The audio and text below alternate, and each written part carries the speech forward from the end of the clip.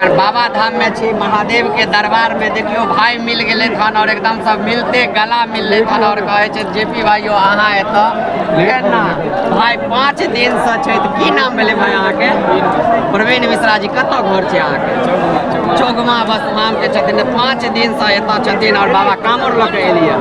पूजा पाठ भेले बाबा के, मन प्रसन्न छै ना? बिल्कुल देख सके छिए। त एखन आयल छी और देखते छिए ई नहीं लाग रहल या जे हम बाबा धाम में छी, लागे हम घर में छी। क्या कि जीवन में एते खुश छी, जत्तो जाय छी आइ ओतो चिन्है परिचय वाला आदमी मिल जाय छै तो देख के कहे छै जेपी भाई हम चिन्है छी। बासुकीनाथ गेलौ ओतो पंडा जी चिन्ह गेले, तमाम भक्त सब चिन्ह गेले और एतो दिन से बाबा धाम में जहिया से एलौ हन काइल से सैकड़ों फैन जे छै और मित्र भाई सब मिलले थन और काफी मिल के वीडियो के प्रसन्नता जाहिर केले थन। वीडियो निक लागे छन से कहले थन। तो सब आदमी से अहूँ ओते से छिए, चौगमे से छिए। की नाम भेले अहाँ के?